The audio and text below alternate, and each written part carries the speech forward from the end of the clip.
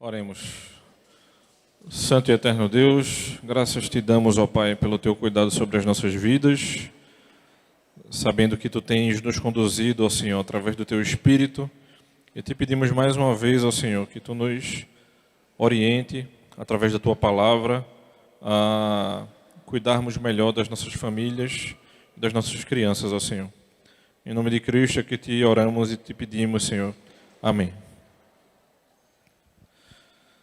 Irmãos, a gente deu início domingo passado a esse estudo, a gente vai dar continuidade hoje, a gente retomará alguns temas também, certo? Mas a ideia é que a gente prossiga. Como eu disse a vocês, a gente tinha usado esse livro aqui, certo?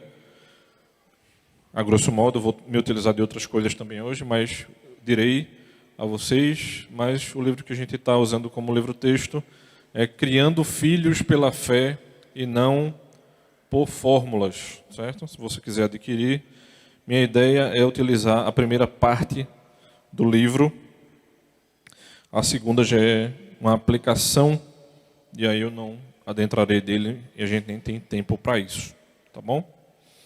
Retomando uma das questões, a gente tinha falado disso na semana passada, a respeito desse efeito cascata, certo? E aí a gente é questionado acerca de ser um bom pai ou uma boa mãe. E a gente vai ser indagado a respeito de sacrifício. Porque o que é que a gente muitas vezes é tentado a pensar? Quando a gente é convidado a adquirir alguma proposta de criação de filhos, você pode parar e pensar o seguinte: isso é mais simples do que se eu for tentar seguir alguma outra coisa, ou seguir a escritura, por exemplo, certo? E aí eu vou trazer uma notícia não tão boa a você, mas a ideia é não trazer só prejuízo, mas esperança também. Quando a gente pensa a respeito de sacrifício, a gente acha que a ideia bíblica ela não é tão completa ou pode não ser tão exigente. Mas o que eu posso dizer para você hoje é o seguinte: a ideia bíblica ela vai dar mais trabalho a você, mas ela é mais efetiva do que qualquer fórmula que você possa se apoiar. E eu também não estou dizendo que você não possa se utilizar de determinadas fórmulas que ajudem a você, certo? Um exemplo que eu trouxe na semana passada foi a respeito, por exemplo, da questão de como colocar nossos filhos para dormir, e é uma questão que está bastante em voga. Você pode se utilizar disso, não tem nenhum problema, certo? Mas você primeiro, ou antes de usar essa fórmula, você precisa entender a dinâmica da sua casa. A fórmula, ela não sobrepuja a dinâmica da sua casa. Então, por exemplo, muitas vezes, cônjuges se sentirão tentados a adotar, digamos assim, ou como a esposa funciona, ou como o marido funciona, quando na verdade os dois poderiam estar somando forças. Certo? Por exemplo, se a esposa ela é mais diurna do que noturna, e o esposo é mais noturno do que diurno, porque o marido, por exemplo, não assume as responsabilidades das tarefas noturnas e a esposa das diurnas, por exemplo. Afinal de contas, vocês são a família, né? Eu vou usar aqui a palavra time, mas não confunda. A ideia é de você somar forças como um casal do que vocês viverem em pé de briga, quando na verdade vocês poderiam estar se ajudando. Certo? E aí a autora ela vai dizer o seguinte: quando a gente se compromete a nutrir as relações familiares, a gente quer que ações, palavras e o próprio caráter fluam daquilo que a gente recebe de Cristo. Mas isso não tem como fluir se a vida, certo, daqueles que se propõem a cuidar das crianças, de discipulá-las, não está fluindo do próprio Cristo. Então não existe milagre aqui se você não tem vivido com Cristo como você deveria. Então, esse efeito cascata diz justamente a respeito disso. Se você tem vivido com o Senhor como deve, você vai conseguir discipular o seu filho como deve. E aquelas pessoas que se comprometem a complementar ou apoiar aquilo que você deveria estar fazendo em casa, é a mesma perspectiva. Então, se você deseja servir, por exemplo, no Micria aqui, né, que é o nosso departamento infantil, se você deseja em ajudar pais e mães a, digamos assim, melhor educar seus filhos, né, se você tem um chamado ministerial para isso,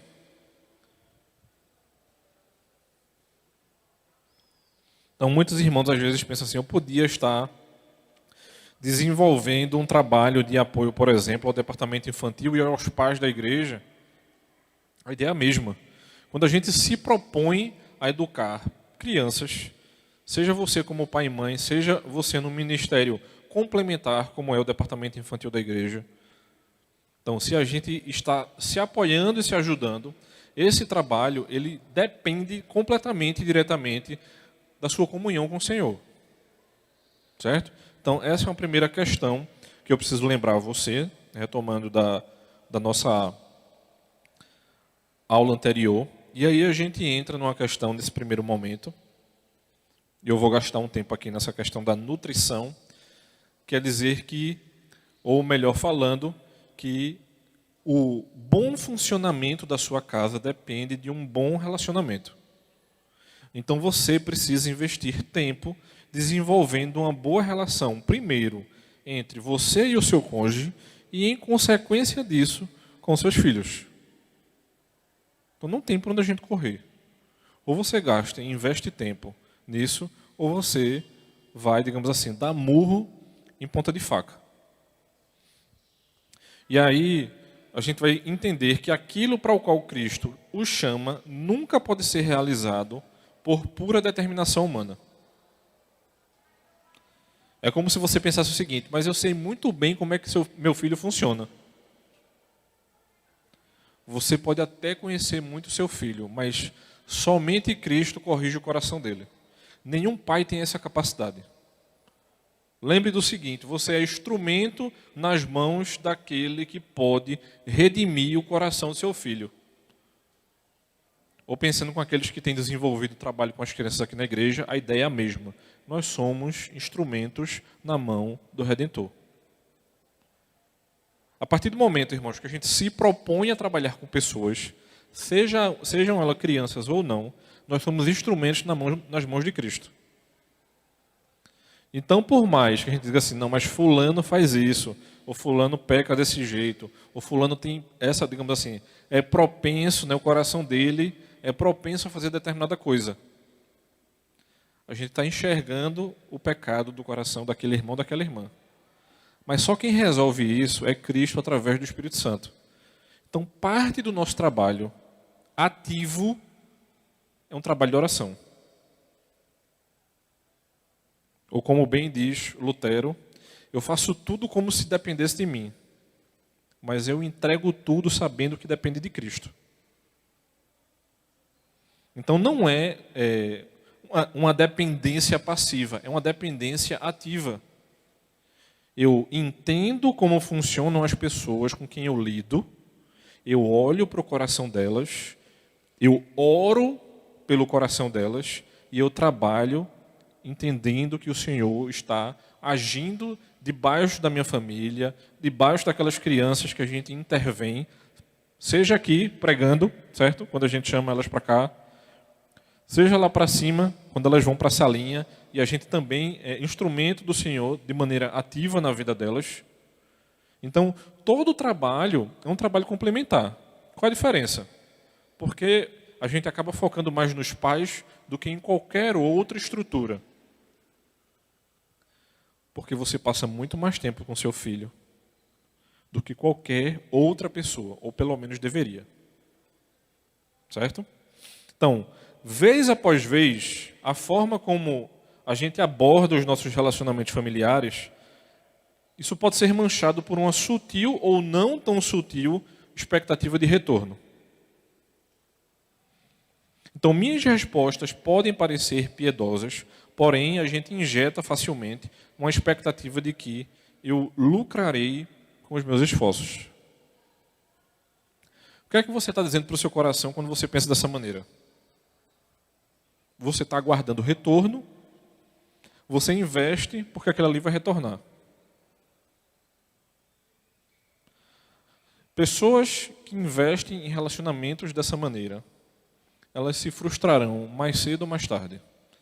Eu diria que normalmente mais cedo, certo? Mais tarde é mais incomum. Então muitas pessoas se frustram porque elas dizem assim, mas eu só faço isso para a vida de fulano, cicrano e beltrano. E o que é que ele me dá? Quando a pessoa diz isso, você já entendeu.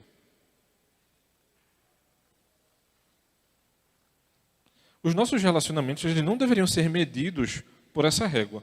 Quando a gente coloca essa régua de medição, a gente já perdeu o relacionamento. Então olhe para a vida, né?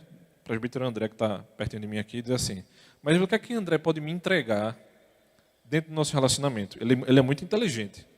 Então eu posso ficar, né, inteligente como ele. Isso é o que eu estou pensando de maneira que não vai me dar nada em troca. Agora, quando eu penso assim, o que é que eu posso entregar para André no meu relacionamento para ele? Já mudou completamente de figura, irmãos, nosso relacionamento. Não é o que ele pode me dar, é o que eu posso entregar para ele. Como eu posso servi-lo? Pense na sua casa agora, eu vou colocar as mesmas palavras. Como é que eu posso servir a minha esposa e ao meu filho? Muda completamente a relação da minha casa. Não é o que minha esposa pode me dar, não. É o que eu posso dar para ela e o que eu posso entregar para o meu filho. Quando a gente muda a perspectiva, não é mais um relacionamento de ser nutrido, mas como diz aqui, né, a cabeça do slide, eu nutrindo o relacionamento e eu não sendo nutrido. Mesmo que eu e você entenda de que o Senhor nos capacita a nos relacionarmos e a gente entrega. Então a ideia é a seguinte, quem primeiro é abençoado dentro de qualquer relação? Somos eu e você, irmãos. Porque o Senhor nos ama. E nós amamos por quê? Porque fomos o quê? Porque Ele nos amou primeiro. A ideia, o princípio é esse. Deus me amou e eu tenho que amar a minha esposa e os meus filhos em decorrência daquilo que já foi recebido.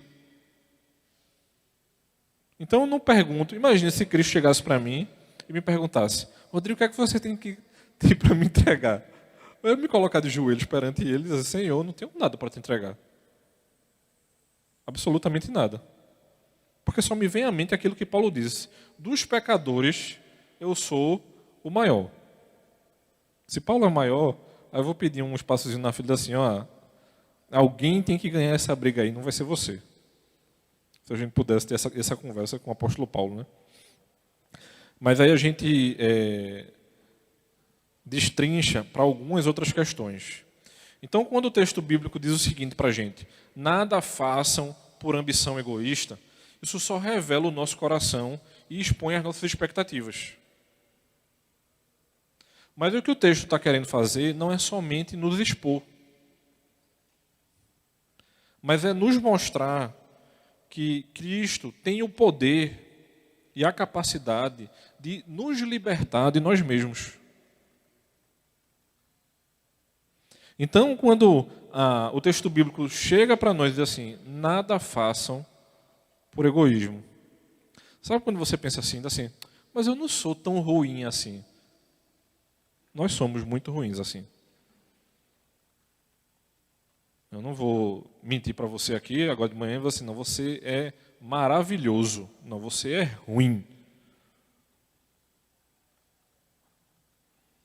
E quem é que resolve o problema? É Cristo.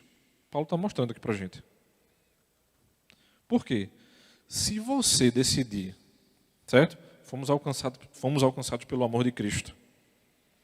E aí agora tem um trabalho ativo nosso. A gente já foi alcançado. Se nós decidirmos vivermos em graça para com os outros, qual é que vai ser a verdade? Nós não estaremos à mercê de outro ser humano. Então aquela historinha de o que é que fulano pode me dar, Você não vive mais na dependência de nada. Você se entrega aos relacionamentos que você decidiu conviver com aquelas pessoas. O que aquelas pessoas dão a você? Você não vai estar preocupado com isso. O problema é que o nosso coração pecaminoso diz justamente o inverso para a gente. E eu lembro a você da briga que Paulo diz assim: não se entregue à briga do seu coração, porque se você se entregar, você vai perder. Porque aquilo que eu deveria fazer, eu não estou fazendo.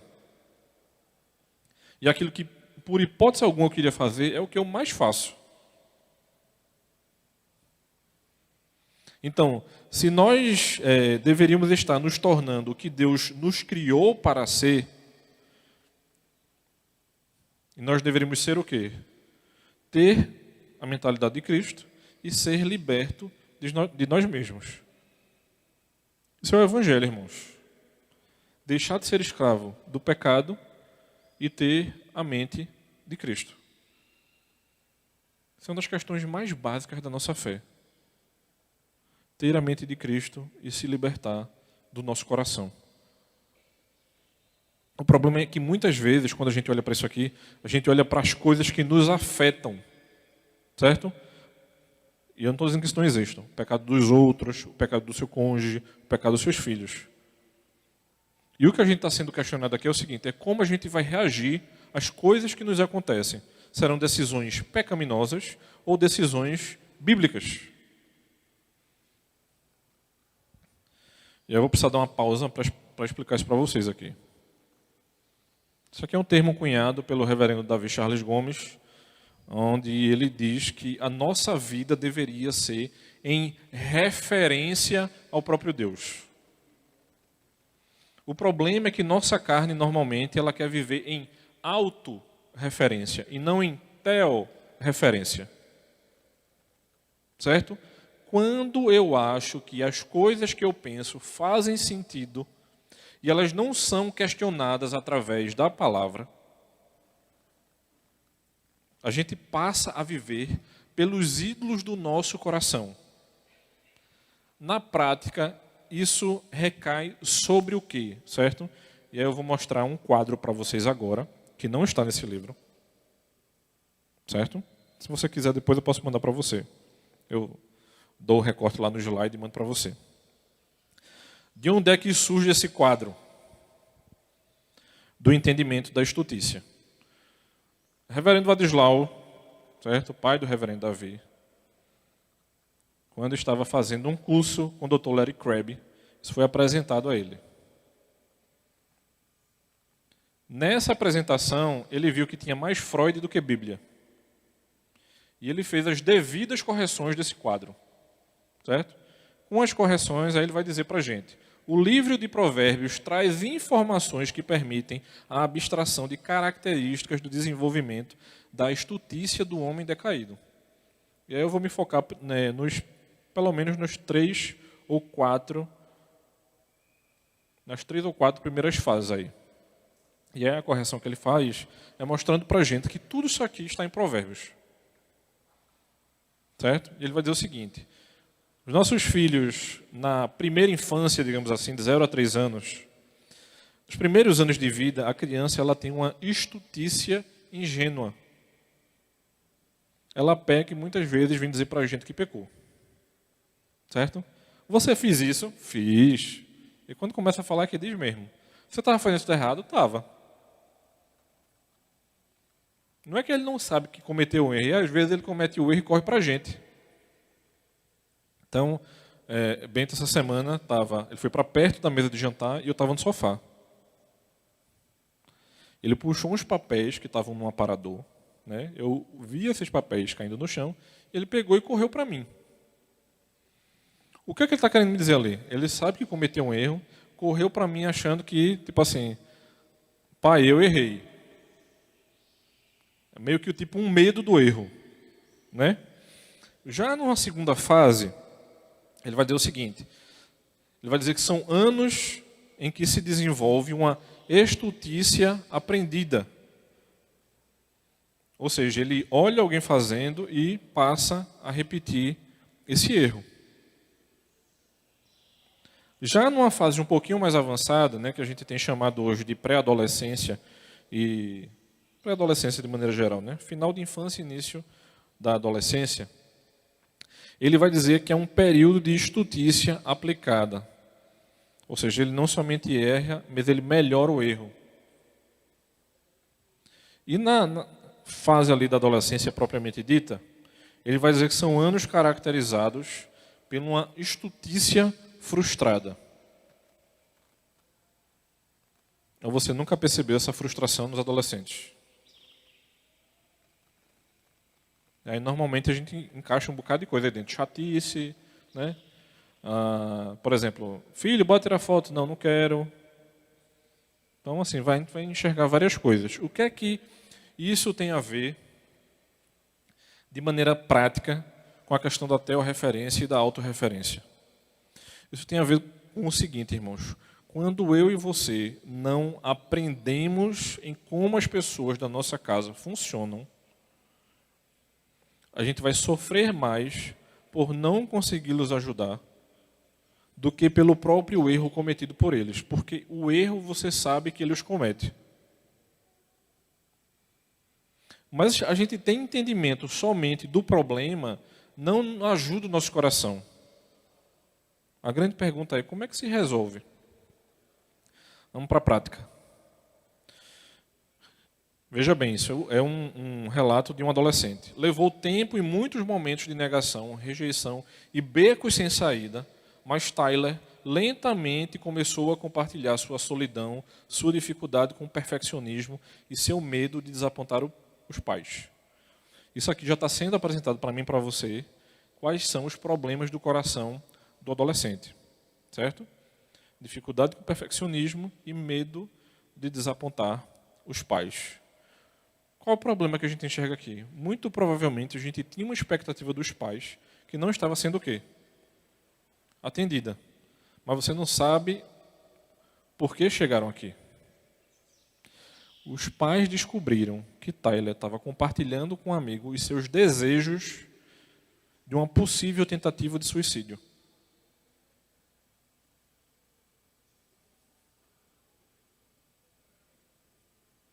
Para que os pais chegassem aqui, irmãos, eles caminharam algumas milhas com seu filho.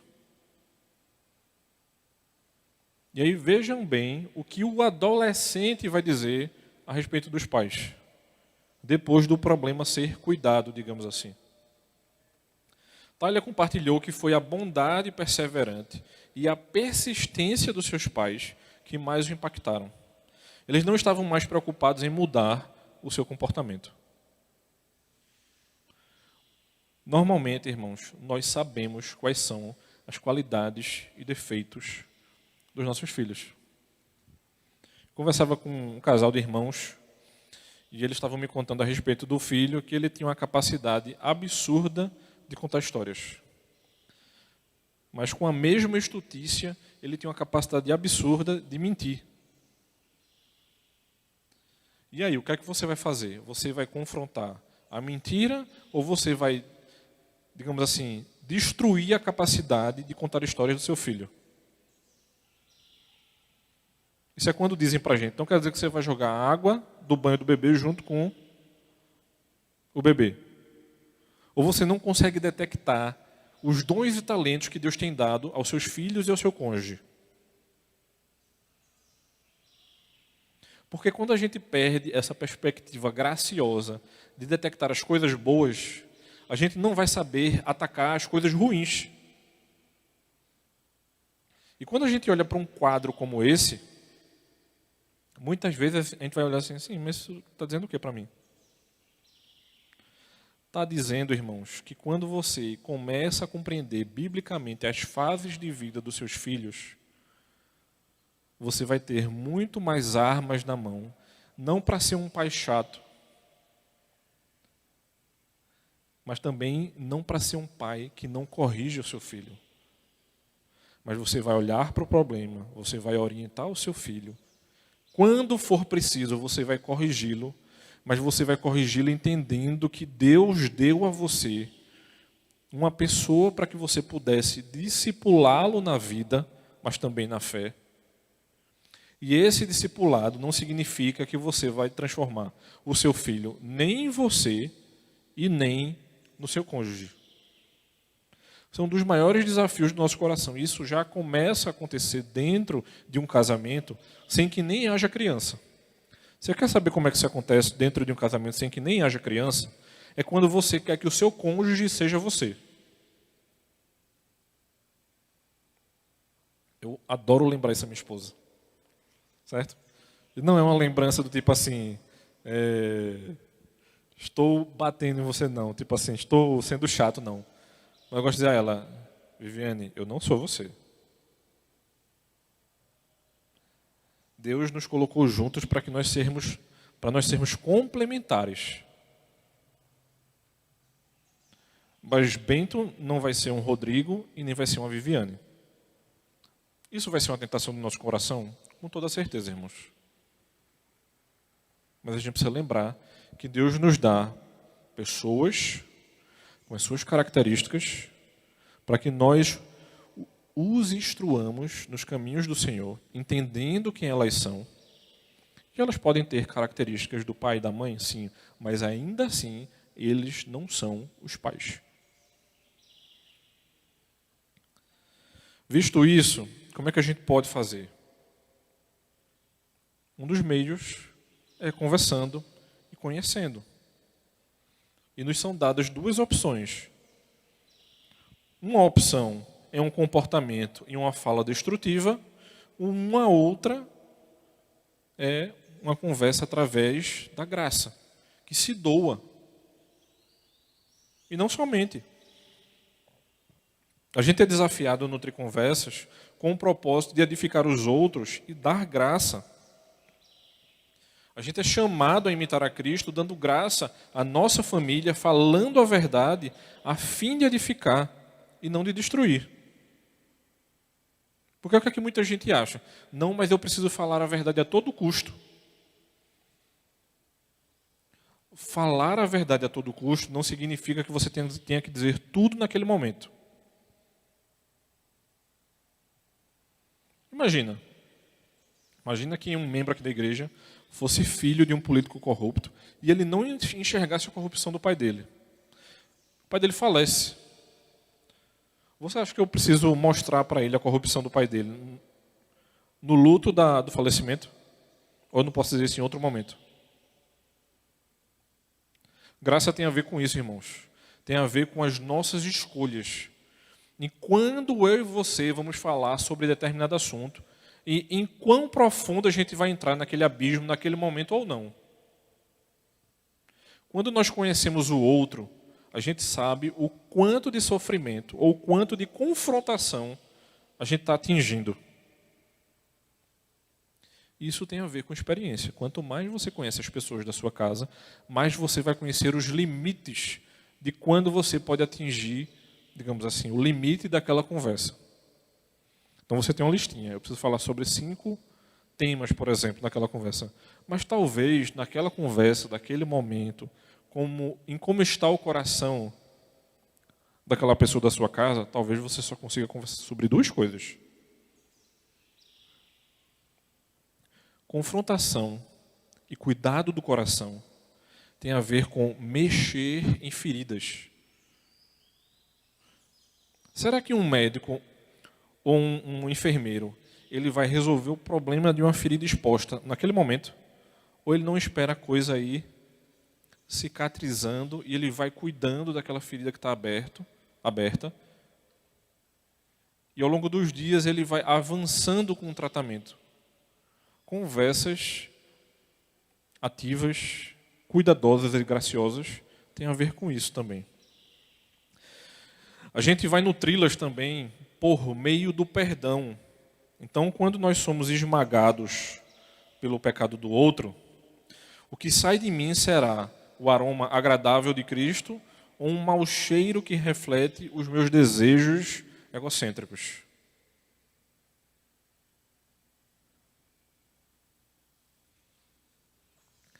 Porque o que é que a gente pensa muitas vezes? Eu estou com a oportunidade na mão, eu já disse a primeira coisa. Eu posso soltar o resto. Essa é uma grande tentação do nosso coração. Você se ver com, digamos assim, a vez da fala naquele momento e acha que pode descarregar tudo. Irmãos, falar em graça não é uma sessão do descarrego. Mas não tem nada a ver com aquele descarrego não, certo? É o descarregar de tudo aquilo que está na sua mente e seu coração e que você não filtra o que deve ser dito naquele momento. Porque quando a gente está disposto a fomentar um lar de graça,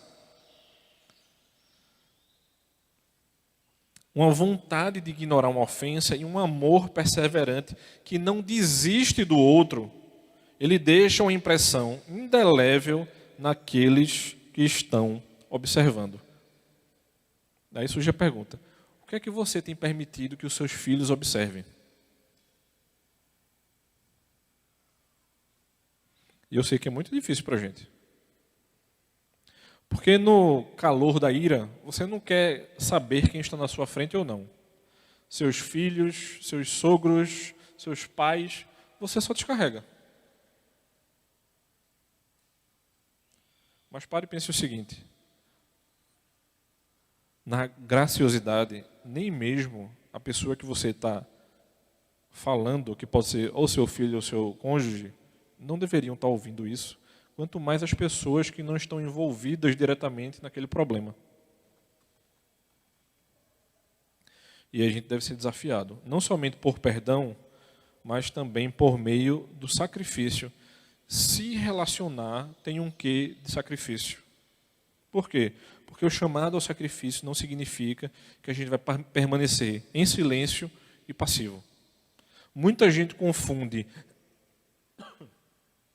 resolução de conflito com passividade.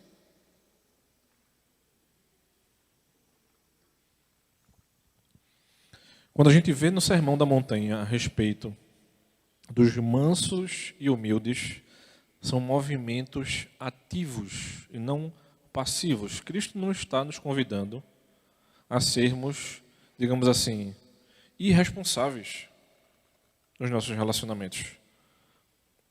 Mas como bem nos é lembrado aqui, Cristo fez algo muito proativo e intencional quando deu a sua vida por nós. E Ele exige da gente um quê desse movimento. E talvez precise que você dê a sua vida pela sua família. Então, em nossos lares, e os lares dos nossos familiares, a gente deveria celebrar o amor e a graça que nos foram dados. Sendo que muitas vezes a gente acha que somente nós estamos nos sacrificando. E normalmente, irmãos, isso tem a ver justamente com o começo, com o efeito cascata. Houve um primeiro sacrifício e ele ocorreu na cruz. E nós estamos aqui hoje justamente por conta disso. Alguém morreu na cruz por nós.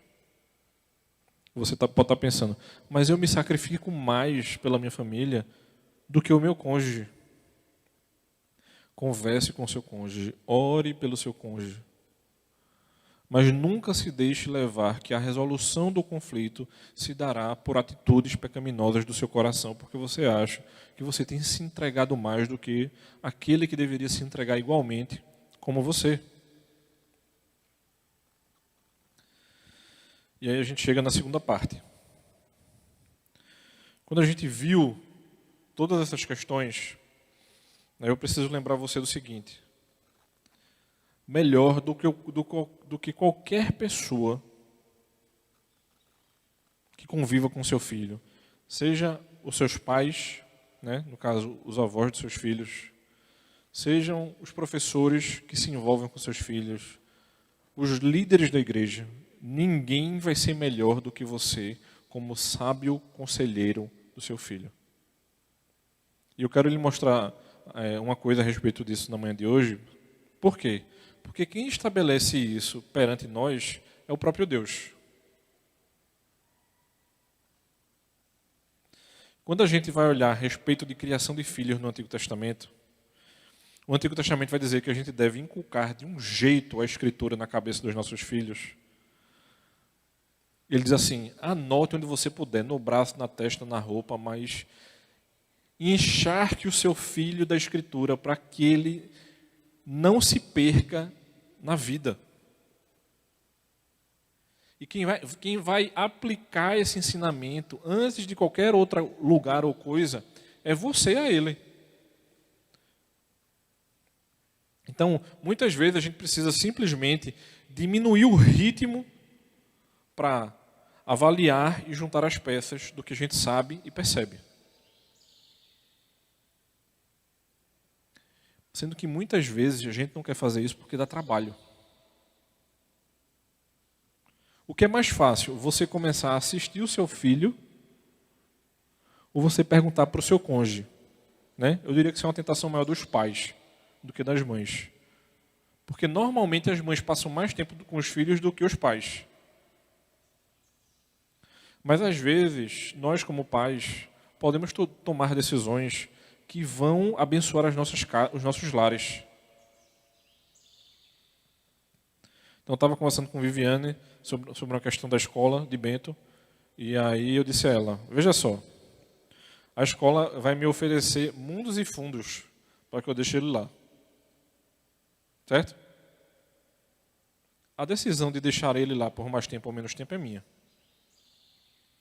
E aí eu pensei, se eu tenho uma carga horária manhã, e querendo ou não, a carga horária aqui na igreja maior é noite, se eu decido não passar parte da tarde com meu filho, eu vou ficar aqui horas com meu filho.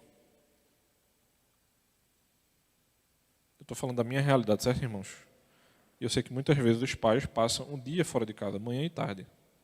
Estou falando da minha realidade, onde eu tenho, entre aspas, um horário maleável. Entre aspas, porque como vocês normalmente trabalham de dia, a carga horária maior de atendimento pastoral na igreja acaba sendo à noite. E na hora do almoço e à tarde meu filho está em casa. Então se eu decidir passar manhã, tarde e noite fora de casa, quem vai educar meu filho vai ser somente a minha esposa.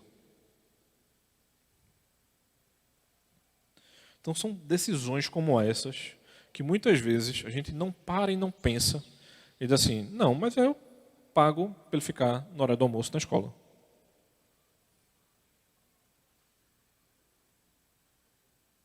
E eu perguntei a ela, será que vale a pena? É um horário que eu posso ficar com ele.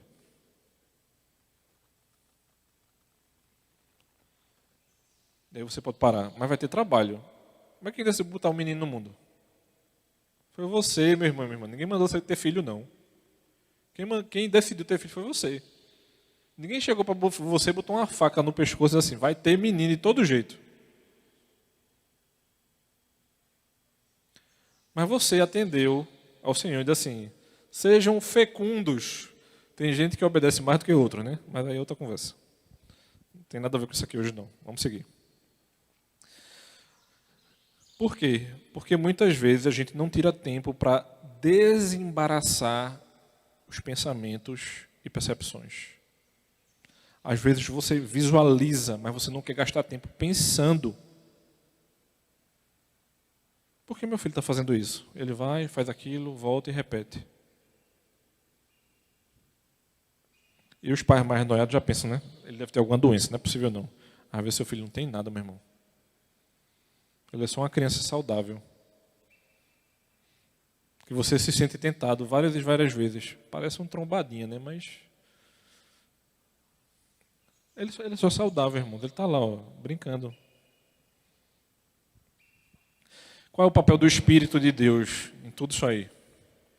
A gente tem muita dificuldade em saber quais são as necessidades das nossas crianças e como agir de forma sábia. Nesses momentos, irmãos, o Espírito intercede em nosso favor. Como diz o texto de Romanos 8, o Espírito, ele dá direção. E quando a gente está comprometido a conhecer os nossos filhos, é mais do que provável que seremos o advogado mais equipado que ele possui. E onde é que eu coloco o medo em toda essa questão? Coloque diante de Deus em oração. O problema é que muitas vezes os pais morrem de medo, conversam entre si por conta desse medo, mas eles não colocam esse medo diante de Deus. Muitas vezes, o que é que a gente quer fazer?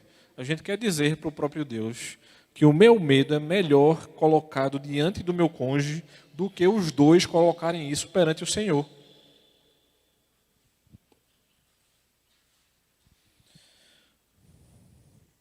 E o que é que o Senhor nos lembra? Ele nos lembra que nós somos conhecidos de maneira pessoal. Então Deus, ele é mais pessoal e íntimo do que a gente pode imaginar.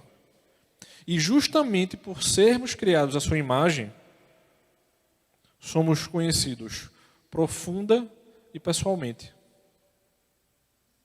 Então veja que falsa ilusão a gente pensa, né? Falso entendimento errado das Escrituras. A gente pensa assim, Deus está lá, longe de nós, nós estamos aqui, a confusão está montada, não tem solução para o nosso caso. Como é que a gente resolve? Vamos procurar ajuda. De quem? Não sei. As opções são muitas, né? Psicólogo, médico, coaching, pastor.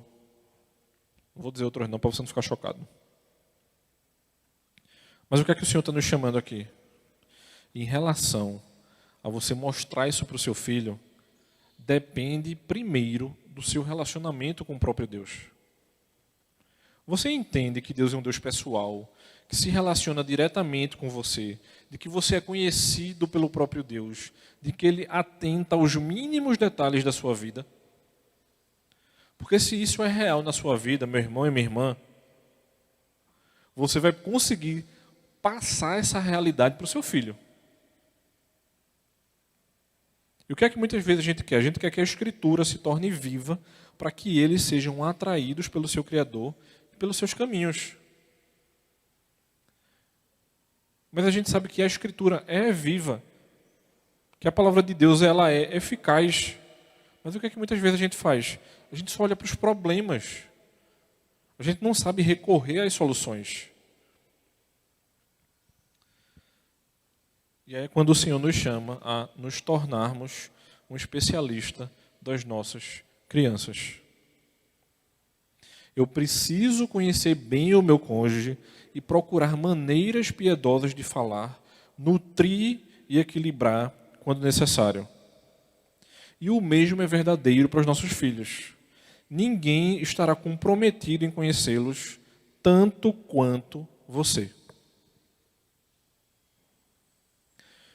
Mas você pode estar pensando assim, mas eu não tenho um cônjuge. É o mesmo Deus, irmãos. Independente do que tenha acontecido, certo? Você é viúvo ou viúva, você é divorciado, independente do que aconteça, você está dentro do reino de um Deus de amor e graça. E Deus assiste para a sua família da mesma maneira. E você, como jovem, pode estar pensando o seguinte, mas eu sou filho de uma família, como é que o pessoal diz hoje? É disfuncional, né? Que é uma família não estruturada. Como é que eu resolvo isso? É a mesma solução, irmãos. A única questão é que você vai ter um caminho um pouquinho mais difícil, só isso. Mas a graça é a mesma, a ideia é a mesma, a perspectiva é a mesma. Por quê? O que o Senhor está nos convidando aqui, irmãos, é justamente a gente mostrar uma visão de mundo transformada pelo Evangelho do Senhor para os nossos filhos. Independente se você é um pai e uma mãe só, ou independente se você é um jovem ou um adolescente que não tem os pais vivendo juntos. Porque quem vai dar graça à sua família é o próprio Cristo. Quem vai transformar as coisas da sua casa é o próprio Cristo. Então não se engane. Por mais difícil que você possa estar pensando, mas meu filho já tem 16 anos. A ideia é a mesma, irmãos. Seu filho pode estar com 20. O Deus que transformou a sua vida, Ele pode transformar a vida da sua casa. Seu filho pode ter 2 anos ou 20. É o mesmo Evangelho, o mesmo Cristo, trazendo as mesmas propostas. Agora, qual é a questão? Ninguém deveria estar mais comprometido em conhecer as pessoas da sua casa quanto você. Aí você pode parar e pensar assim, você pode achar, né? Mas a pessoa que melhor me conhece é uma amiga minha. Não. Quem melhor tem que conhecer você é o seu cônjuge. O problema, irmãos, é que muitas vezes a gente vive num emaranhado de coisas que a gente acha que o nosso cônjuge não nos conhece. Porque você criou uma ideia de como ele deveria conhecer você. E a grande pergunta é, talvez o seu cônjuge seja a pessoa que mais o conheça, sendo que você criou um projeto de ser conhecido. Você criou uma expectativa de como deveria ser conhecido.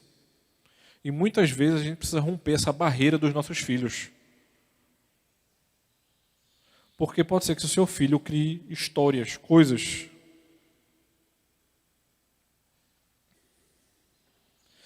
Então, se você quer ser excelente em conhecer os seus filhos, como Cristo nos conhece intimamente, e cada um dos nossos filhos, mas filhos não nascem como tela em branco, como muitos vão dizer para nós. Todo mundo nasce com um pacote básico. Como alguns gostam de dizer, todos nascem com um preset. Está ali, ó, o basiquinho ali, ó, guardado no coração. Quem ativa isso? O Espírito de Deus. E você tem que ser instrumento na vida dos seus filhos e do seu cônjuge. Por quê? Porque o nosso papel como pais é ajudar a moldar o caráter dele e não mudar quem ele é diante do Senhor. E ajudá-lo a conhecer a si mesmo diante do próprio Deus. Nossa tarefa não é nada além disso. Você pode até dar alguns plus ao seu filho, mas a tarefa básica, difícil, mas graciosa, é essa. Outra coisa. O que é que a nossa tarefa exige? Ela exige que a gente busque a semelhança de Cristo, como família, que a gente busque fielmente estabelecer um lar em Cristo e que a gente conheça profundamente a nossa casa, o nosso cônjuge e os nossos filhos. E isso demanda o quê? Tempo. Está sem tempo, meu irmão e minha irmã? Ore para que o tempo apareça.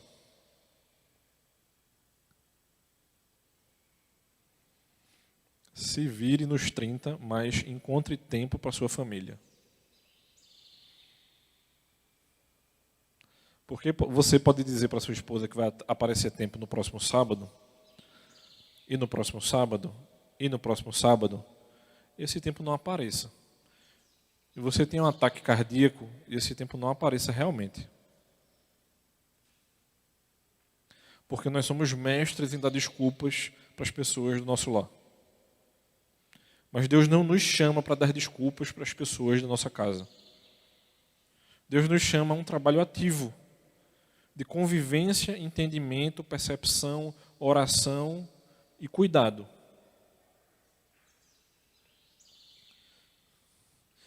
E por fim, o que é que a gente pode fazer?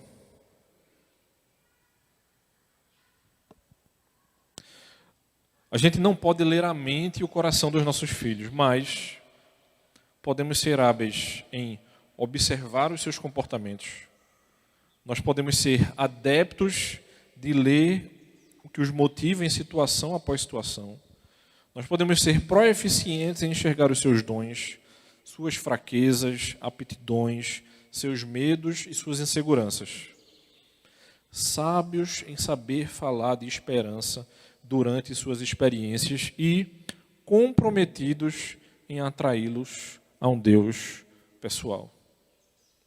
Que os nossos filhos, irmãos, não digam que os seus pais têm um Deus, mas que eles digam para nós que eles têm um Deus que cuida deles. Que não sejam somente o Deus dos nossos pais, mas que sejam o meu Deus, que é Deus dos meus pais. E se os seus pais não têm a Deus ainda, meu irmão e minha irmã, a oração é a mesma, sendo que ela vai se inverter. Ore para que os seus pais conheçam ao Senhor. E aí a tarefa de cuidado, ela é um pouco invertida, mas ore também para que ele seja gracioso, debaixo aí de uma graça comum, porque os seus pais ainda não conhecem ao Senhor. Tá bom? 11h34. Eu pensei até que eu ia demorar mais. Mas que bom, tem um tempinho ainda aí. Alguém quer fazer alguma pergunta? Uma sugestão?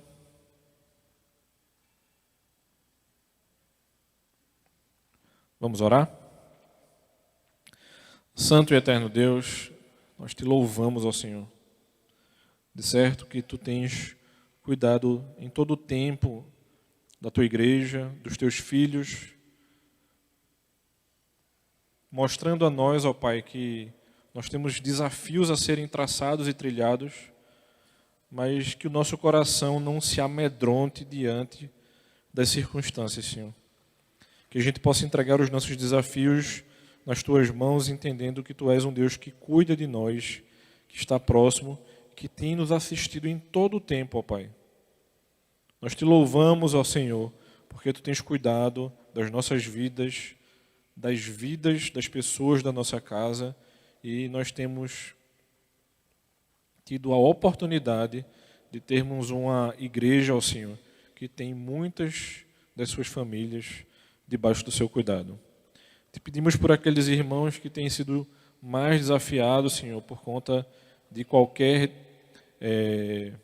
circunstância que pode ter acontecido, mas que tu possa derramar a tua graça sobre as suas vidas e eles possam estar atentos e discertos do teu cuidado, Pai.